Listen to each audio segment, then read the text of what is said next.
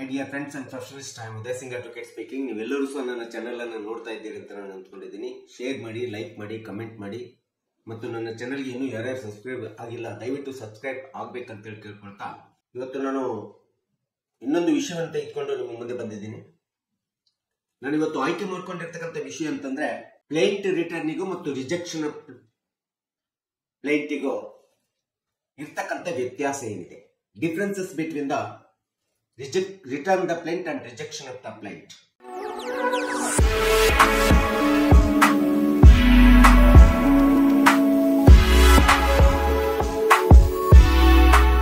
So ಈ ರೀತಿಯಾದಂತ ಒಂದು ಪ್ಲೇಂಟ್ ರಿಟರ್ನ್ ಆದಾಗ ಅಥವಾ ಪ್ಲೇಂಟ್ ರಿಜೆಕ್ಷನ್ ಆದಂತ ಸಂದರ್ಭದಲ್ಲಿ ಈ ಎರಡಕ್ಕೂ ಯಾವ ವಿಧವಾದಂತ ವ್ಯತ್ಯಾಸ ಇದೆ ಎಂಬತಕ್ಕಂಥದ್ದನ್ನ ಈ ಒಂದು ವಿಡಿಯೋ ಮೂಲಕ ಒಂದಿಷ್ಟು ತಿಳ್ಕೊಳ್ಳಿಕ್ಕೆ ಪ್ರಯತ್ನ ಮಾಡಿ. ಸೊ ಯಾವ ಒಂದು ಕಾನೂನಿನ ಕಾರಣದಿಂದ ಪ್ಲೇಂಟ್ ರಿಟರ್ನ್ ಆಗ್ತದೆ ಅಂತಂದ್ರೆ ಸಿಪಿಸಿ 1908 ಆರ್ಡರ್ 7 ರೂಲ್ 10 ಆಧಾರದ ಕಾನೂನಿನ ಮೂಲಕ ನಿಯಮದ ಮೂಲಕ ಪ್ಲೇಂಟ್ ರಿಟರ್ನ್ ಆಗ್ತದೆ. ಹಾಗೆ ರಿಜೆಕ್ಷನ್ ಪ್ಲೇಂಟ್ ಅನ್ನು ಬಂದಾಗ ಸಿಪಿಸಿ 1908 ಆರ್ಡರ್ 7 ರೂಲ್ 11 ಅಡಿ ಒಳಗಡೆ ಪ್ಲೇಂಟ್ ಬಂದಂತ ಸಂದರ್ಭದಲ್ಲಿ ರಿಜೆಕ್ಷನ್ ಆಫ್ ದ ಪ್ಲೇಂಟ್ ಆಗುತ್ತೆ.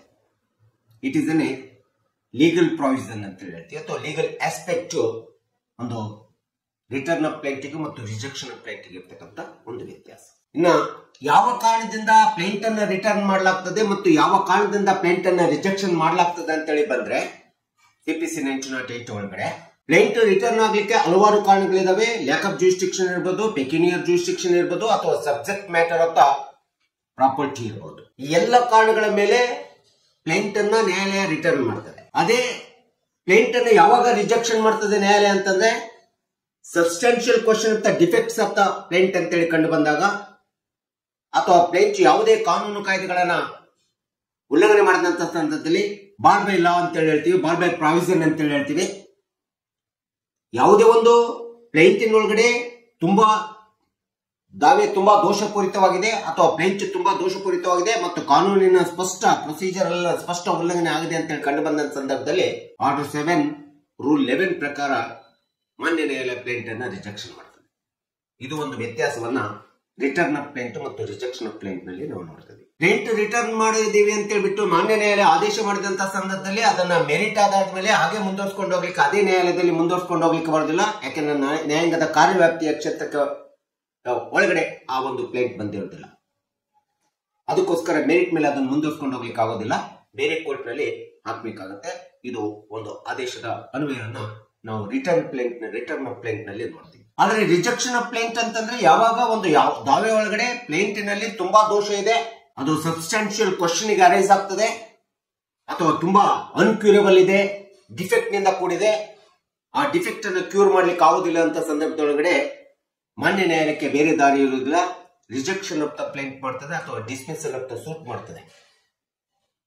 ಪ್ಲೇಂಟ್ ಅನ್ನ ರಿಜೆಕ್ಷನ್ ಮಾಡ್ತದೆ ಅಥವಾ ಸೂಟ್ ಅನ್ನ ಡಿಸ್ಮಿಸ್ ಮಾಡ್ತಕ್ಕಂಥದ್ದನ್ನ ನಾವು ಈ ರೀತಿಯಾದಂತಹ ಒಂದು ರಿಟರ್ನ್ ಆಫ್ ಪ್ಲೇಂಟಿಗೂ ಮತ್ತು ರಿಜೆಕ್ಷನ್ ಆಫ್ ಪ್ಲೇಂಟಿಗೂ ಒಂದು ವ್ಯತ್ಯಾಸವನ್ನು ನಾವಿಲ್ಲಿ ನೋಡ್ತೇವೆ. ಸೊ ಇನ್ನೊಂದು ಅಂಶ ಅಂತಂದ್ರೆ ರಿಟರ್ನ್ ಆಫ್ ಪ್ಲೇಂಟಿಗೆ ಮತ್ತು ರಿಜೆಕ್ಷನ್ ಆಫ್ ಪ್ಲೇಂಟಿಗೆ ಬರ್ತಕ್ಕಂಥ ಒಂದು ವಿಭಿನ್ನತೆ ಅಥವಾ ವ್ಯತ್ಯಾಸ ಅಂತಂದ್ರೆ ಡಿಸ್ಟಿಂಕ್ಷನ್ ಅಂತಂದ್ರೆ ಪ್ಲೇಂಟ್ ರಿಟರ್ನ್ ಆದಂತ ಸಂದರ್ಭದಲ್ಲಿ ವಾದಿಯ ಮೇಲೆ ಏನು ಪರಿಣಾಮ ಬೀರ್ತದೆ ಮತ್ತು ಪ್ಲೇಂಟ್ ರಿಜೆಕ್ಷನ್ ಆದಂತ ಸಂದರ್ಭದಲ್ಲಿ ವಾದಿಯ ಮೇಲೆ ಏನು ಪರಿಣಾಮ ಬೀರ್ತದೆ ಅಂತೇಳಿ ನೋಡ್ತಾ ಹೋದ್ರೆ ಪ್ಲೇಂಟ್ ರಿಟರ್ನ್ ಆದಾಗ ಇದು ಸಿವಿಯರ್ ಅನ್ಸೋದಿಲ್ಲ. ಯಾಕಂದ್ರೆ ವಾದಿಗೆ ಮತ್ತೆ ರೀಫೈಲ್ ಮಾಡ್ಲಿಕ್ಕೆ ಸಂಬಂಧಪಟ್ಟಂತ ಸರಿಯಾದಂತ ನ್ಯಾಯಾಲಯದ ಕಾರ್ಯವ್ಯಾಪ್ತಿ ಒಳಗಡೆ ರೀಫೈಲ್ ಮಾಡ್ಲಿಕ್ಕೆ ಅವಕಾಶವಿದೆ.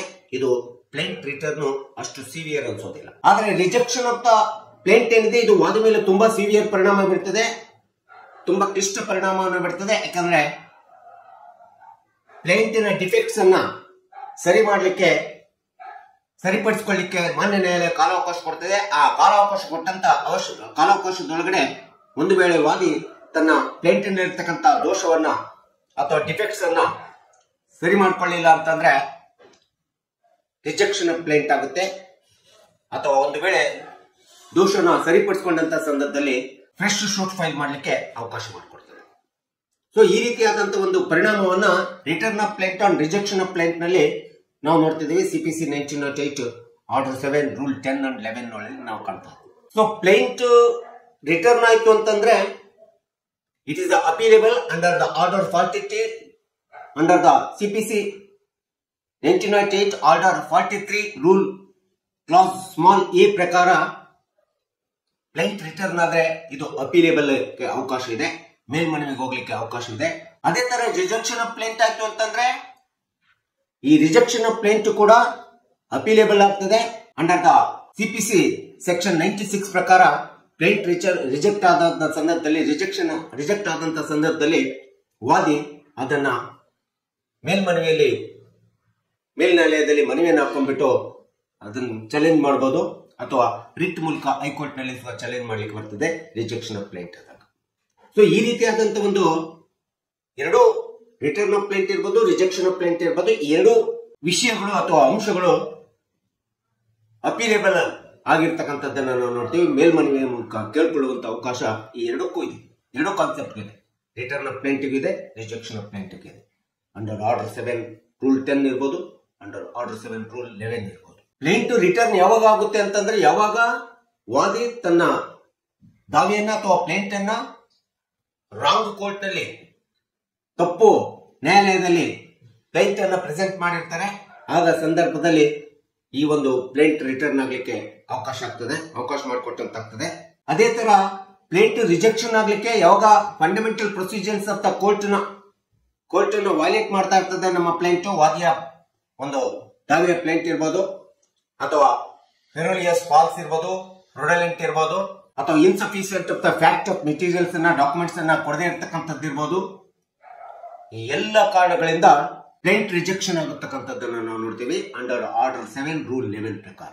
ಪ್ರೊಸೀಜರ್ ಅಲ್ಲಿ ಪ್ಲೇಂಟ್ ರಿಟರ್ನ್ ಆದಂತ ಸಂದರ್ಭದಲ್ಲಿ ಸಹಜವಾಗಿ ವಾದಿ ತನ್ನ ಪ್ಲೇಂಟ್ ಅನ್ನ ರೀಫೈಲಿಂಗ್ ಮಾಡಲಿಕ್ಕೆ ಅಲೋವ್ ಮಾಡಿಕೊಡ್ತದೆ ಮಾನ್ಯ ನ್ಯಾಯಾಲಯ ಸಂಬಂಧಪಟ್ಟಂತ ಸರಿಯಾದಂತ ನ್ಯಾಯಾಂಗದ ಕಾರ್ಯವ್ಯಾಪ್ತಿ ಒಳಗಡೆ. ಆದರೆ ರಿಜೆಕ್ಷನ್ ಆಫ್ ಪ್ಲೇಂಟ್ ಆದಂತ ಸಂದರ್ಭದೊಳಗಡೆ ಮಾನ್ಯ ನ್ಯಾಯಾಲಯ ಪ್ಲೇಂಟ್ ರಿಜೆಕ್ಷನ್ ಆಯ್ತು ಅಂತಂದ್ರೆ ಅಥವಾ ಸೂಟು ಡಿಸ್ಮಿಸಲ್ ಆಗುತ್ತದೆ. ಯಾಕಂದ್ರೆ ರಿಜೆಕ್ಷನ್ ಆಫ್ ಪ್ಲೇಂಟ್ ನಲ್ಲಿ ಇರ್ತಕ್ಕಂಥ ದೋಷವನ್ನ ವಾದಿ ಸರಿಪಡಿಸಿಕೊಳ್ಳಿಲ್ಲ ಅಂದಾಗ there is no inevitable position, there is no other way for the court it will be reject the plaint under order 7 rule 11 ಪ್ರಕಾರ ಡಿಸ್ಮಿಸ್ ಮಾಡ್ತದೆ ಸೂಟ್ ಅನ್ನ ಅಥವಾ ರಿಜೆಕ್ಷನ್ ಮಾಡ್ತಕ್ಕಂಥದ್ದನ್ನು ನಾವು ನೋಡ್ತಾ ಇದ್ದೀವಿ. ಪ್ಲೇಂಟ್ ಯಾವಾಗ ಜ್ಯೂರಿಸ್ಡಿಕ್ಷನ್ ಆಧಾರದ ಮೇಲೆ ಪ್ಲೇಂಟ್ ರಿಟರ್ನ್ ಆಗ್ತದೆ, ಇಟ್ ಕ್ಯಾನ್ ಬಿ ದ ಚಾಲೆಂಜಬಲ್ ಅಂತ ಹೇಳಿ. ಅದೇ ಆರ್ಡರ್ 7 ರೂಲ್ 11 ಪ್ರಕಾರ ಡಿಫೆಂಡೆಂಟ್ ಪ್ರತಿವಾದಿಯಾದಂತವರು ಸಮನ್ಸ್ ಇಶ್ಯೂ ಮಾಡಿದಂತ ಸಂದರ್ಭದೊಳಗಡೆ ಅಥವಾ ನೋಟಿಸ್ ಬಂದಂತ ಸಂದರ್ಭದೊಳಗಡೆ ಅಥವಾ ಇಶ್ಯೂಸ್ ಫ್ರೇಮ್ ಆದಂತ ಸಂದರ್ಭದೊಳಗಡೆ ಒಂದು ವೇಳೆ ಪ್ಲೇಂಟ್ ಫೆರೋಲಿಯಸ್ ಇತ್ತು, ಫಾಲ್ಸ್ ಇತ್ತು, ಫ್ರಾಡ್ ಇತ್ತು ಅಂತೇಳಿ ಸಂದರ್ಭದೊಳಗಡೆ with in the before recording the evidences ಆಗುವುದಕ್ಕಿಂತ ಮುಂಚಿತವಾಗಿ ಡಿಫೆಂಡೆಂಟ್ ಪ್ರತಿವಾದಿಯಾದಂತವರು ರಿಜೆಕ್ಷನ್ ಆಫ್ ಪ್ಲೇಂಟ್ಗೆ ಅಪ್ಲಿಕೇಶನ್ ಅನ್ನು ಅರ್ಜಿಯನ್ನು ಹಾಕಬಹುದು. ಯಾಕೆಂದ್ರೆ ಸೂಟು ತುಂಬಾ ಡಿಫೆಕ್ಟ್ ಇದೆ, ತುಂಬಾ ದೋಷಪೂರಿತವಾಗಿದೆ ಎಂಬತಕ್ಕಂಥ ಆಧಾರದ ಮೇಲೆ ಪ್ರತಿವಾದಿ ಯಾವುದೇ ಸಂದರ್ಭದಲ್ಲಿ ಎವಿಡೆನ್ಸಸ್ ರೆಕಾರ್ಡ್ ಆಗೋದಕ್ಕಿಂತ ಮುಂಚಿತವಾಗಿ ಅಥವಾ ಸಮನ್ಸ್ ಬಂದಂತ ಸಂದರ್ಭದೊಳಗಡೆ ಅಥವಾ ಇಶ್ಯೂಸ್ ನ್ಯಾಯಾಲಯ ಇಶ್ಯೂಸ್ ಅನ್ನು ಫ್ರೇಮ್ ಮಾಡಿದಂತ ಸಂದರ್ಭದೊಳಗಡೆ ರಿಜೆಕ್ಷನ್ ಆಫ್ ಪ್ಲೇಂಟ್ಗೆ ಬೇಡಿಕೆ ಇಡಬಹುದು. ಈ ರೀತಿಯಾದಂತಹ ವ್ಯತ್ಯಾಸವನ್ನ ರಿಟರ್ನ್ ಆಫ್ ಪ್ಲೇಂಟ್ ಮತ್ತು ರಿಜೆಕ್ಷನ್ ಆಫ್ ಪ್ಲೇಂಟ್ ನಲ್ಲಿ ನೋಡ್ತೀವಿ. ರಿಟರ್ನ್ ಆಫ್ ಪ್ಲೇಂಟ್ ಯಾವಾಗಲೂ ಕೂಡ ಎನ್ಸೋರ್ಸ್ ದ ಜ್ಯೂರಿಸ್ಡಿಕ್ಷನ್ ಆಫ್ ದ ಪ್ರಾಪರ್ಟಿಗೆ ಹೊಂದಿಕೊಂಡಿರ್ತದೆ. ಆದರೆ ರಿಜೆಕ್ಷನ್ ಆಫ್ ಪ್ಲೇಂಟ್ ಮಾನ್ಯ ನ್ಯಾಯಾಲಯದ ಕಾಲಾವಧಿಯನ್ನ ಸೇವ್ ಮಾಡ್ತದೆ, ಅಥವಾ ಜುಡಿಷಿಯಲ್ ಸಮಯ ಅಂತೇನಿದೆ, ನ್ಯಾಯಾಂಗದ ಸಮಯ ಅಂತಿದೆ, ಅದನ್ನ ಸೇವ್ ಮಾಡಲಿಕ್ಕೆ ತುಂಬಾ ಅನುಕೂಲಕಾರಿಯಾಗಿರ್ತದೆ ರಿಜೆಕ್ಷನ್ ಆಫ್ ಪ್ಲೇಂಟ್. ಯಾಕಂದ್ರೆ rejection of plaint filter the out of legal untenable suit ಅಂತೇಳಿ ಹೇಳ್ತೀವಿ. ಯಾಕಂದ್ರೆ ಅನಾವಶ್ಯಕವಾಗಿರ್ತಕ್ಕಂಥ ದಾವೆಯನ್ನ ತುಂಬಾ ದೋಷಪೂರಿತವಾದಂತ ಡಿಫೆಕ್ಟ್ಸ್ ಇರ್ತಕ್ಕಂಥ ಡಿಮೆರಿಟ್ಸ್ ಇರ್ತಕ್ಕಂಥ ದಾವೆಯನ್ನ ಪ್ಲೇಂಟ್ ಅನ್ನು ಹಾಕಿದ ಸಂದರ್ಭದಲ್ಲಿ ಮಾನ್ಯ ನ್ಯಾಯಾಲಯದ ಸಮಯವನ್ನ ಕನ್ಸ್ಯೂಮ್ ಮಾಡ್ಲಿಕ್ಕೆ, ಉಳಿಸ್ಲಿಕ್ಕೆ, ಸೇವ್ ಮಾಡ್ಲಿಕ್ಕೆ ಒಂದು ಅತಿ ಪ್ರಮುಖವಾದಂತ ವೆಪನ್ ಆಗುತ್ತೆ. ಆರ್ಡರ್ 7 ರೂಲ್ 11 ಜುಡಿಷಿಯಲ್ ಆಫೀಸರ್ಸ್ಗೆ ರಿಜೆಕ್ಷನ್ ಆಫ್ ಪ್ಲೇಂಟ್ ಮಾಡ್ಲಿಕ್ಕೆ ಅಥವಾ ಡಿಸ್ಮಿಸಲ್ ಆಫ್ ದ ಸೂಟ್ ಮಾಡ್ಲಿಕ್ಕೆ. ಸೊ ಈ ರೀತಿ ರಿಟರ್ನ್ ಆಫ್ ದ ಪ್ಲೇಂಟ್ ಮತ್ತು ರಿಜೆಕ್ಷನ್ ಆಫ್ ಪ್ಲೇಂಟ್ ಎರಡು ಕಾನ್ಸೆಪ್ಟ್ ಒಂದು ರೀತಿ ಸಿಮಿಲರ್ ಇದ್ದಾವೆ ಅಂತೇಳಿ ನಮಗೆ ಕಂಡು ಬರ್ತದೆ. ಆದರೆ ಸಿಮಿಲರ್ ಇಲ್ಲ, ಎರಡೂ ಕಾನ್ಸೆಪ್ಟ್ ನಲ್ಲೂ ಸಹ ಒಂದು ಸ್ಪಷ್ಟವಾದಂತ ಅಂಶಗಳನ್ನ, ಇಂಗ್ರೀಡಿಯೆಂಟ್ಸ್ ಗಳನ್ನ ಹೊಂದಿರತಕ್ಕಂಥದ್ದು ನಾವು ನೋಡ್ತೀವಿ. Idea of the return of the plaint is different from the idea or concept of the rejection of the plaint ಇದೆ ಡಿಫರೆಂಟ್.